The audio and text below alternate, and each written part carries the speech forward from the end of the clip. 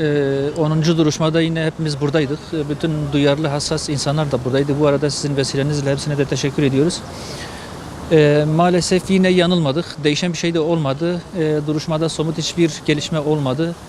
Dosyanın tamamlanması için Diyarbakır'dan, yetkililerden, adli kolluklardan istenen belgeler yine gelmedi. Bir türlü bu dosya tamamlanmıyor, yardımcı olunmuyor. Kasıtlı bir şey olduğunu düşünüyoruz açıkçası. Çünkü 10. duruşmadır. Bu yönde hiçbir gelişme olmadı. Bu bize şunu bir daha gösterdi. Türkiye'de insan canı çok ucuzdur. İnsanlığa yapılan suçlar, insanlığa yapılan hakaretler çok ucuzdur. Karşılıksızdır. Yasin Börü davasını biz sadece bu 4 mazlumun katledilmesi olarak algılamıyoruz. Yasin Börü ve arkadaşları aslında bir zihniyetin ortaya çıkarılması noktasında çok önemlidir.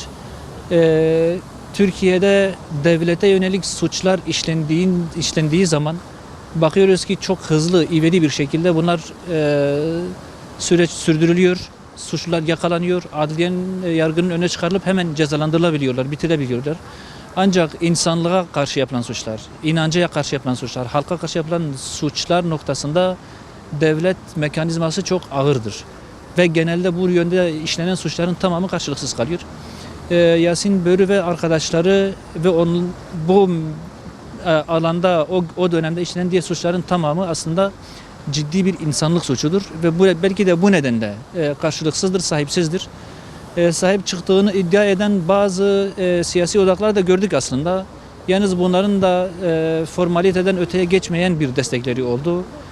Diyebiliriz ki suistimal de edildi, ranta dönüştürülmeye çalışıldı. Biz bunlardan da açıkçası rahatsızız. Eğer bir destek verilecekse ciddi bir destek olmalıdır, sonuç getirici bir destek olmalıdır ve adaletin yerini bulması noktasında bir destek olmalıdır. Kamu vicdanı halen rahatsızdır, halen sıkıntılıdır. Kamu vicdanının ciddi olarak rahatlaması lazım. İleriki duruşmalarda göreceğiz ancak açıkçası halen ciddi bir umut içerisinde değiliz. Olayın azmettiricileri olan siyasiler malum içeridedirler. İçeride oldukları halde, dokunulmazlıkları kaldırıldığı halde halen bu dosyayla birleştirilmiyor. Adli mercilerin önüne çıkarılmıyor. Yasin Börü ve arkadaşlarının katledilmesi davasını açıkçası biz şu anda sadece içeride olan sanıklar ya da bu meyanda mahkum olan sanıklar ile sınırlı olarak görmüyoruz. Çok geniş bir davadır. Altyapısı vardır, siyasi ayağı vardır, adli kolluklar içerisinde ayağı vardır, belki de medyada ayağı vardır. Bunların tamamının yargı önüne çıkarılması gerekiyor, paket olarak çıkarılması gerekiyor. Eğer öyle olursa ancak sonuç alıcı olur. Kamu vicdanı belki o şekilde rahat eder. Yoksa bunun dışında bu şekilde, bu süreçte adalet de yara almaya devam ediyor. Bu insanların aileleri, sevenleri de yara almaya devam ediyor. Ve insanlık da yara almaya devam ediyor. Bunun böyle gitmemesi lazım diye düşünüyoruz. Daha önce de İnsan Hakları Cemiyeti olarak davayı takip etmeye çalışmıştık. Bu 10. duruşması şu anda. Bugün görülmekte olan duruşma.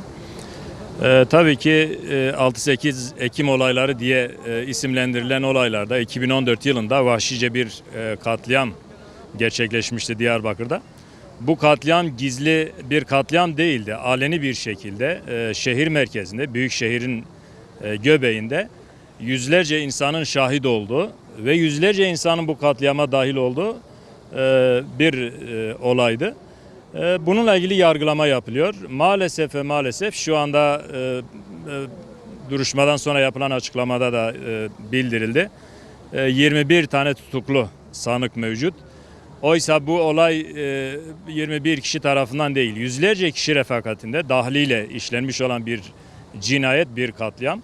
Kamuoyunda bu derece infial uyandıran bir katliamın tabii ki kamuoyu nezdinde şeffaf bir şekilde, hukuka uygun bir şekilde gerçekten suçluların cezalandırıldığı bir sonuçla neticelenmesi bekleniyor. Ve bunun için de kamuoyunun bu olayı, bu yargılamayı ve sonrasını takip etmesi gerekiyor. Ama maalesef geldiğimiz noktada gördüğünüz gibi İnsan Hakları Örgütü olarak isimlendirilen, demokrasi havarisi geçinen, daha açık bir deyişle batılı yaklaşımla olayı değerlendiren birçok kuruluşun burada olmadığını gördük. Bunun üzüntüyle söylüyoruz. Biz İnsan Hakları Cemiyeti olarak bu davanın takipçisiyiz.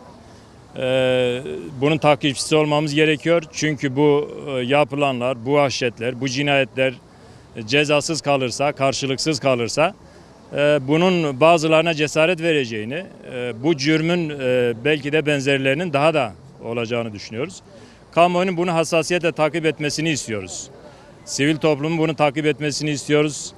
Ve geldiğimiz noktada az da olsa şu anda tutuklu olan sanıkların haklarındaki delillerin mahkemece takdir edilip değerlendirilerek adaletli bir karar verilmesini istiyoruz. Ancak soruşturma aşamasında maalesef iyi bir soruşturmanın, etkili bir soruşturmanın olmadığını da biliyoruz.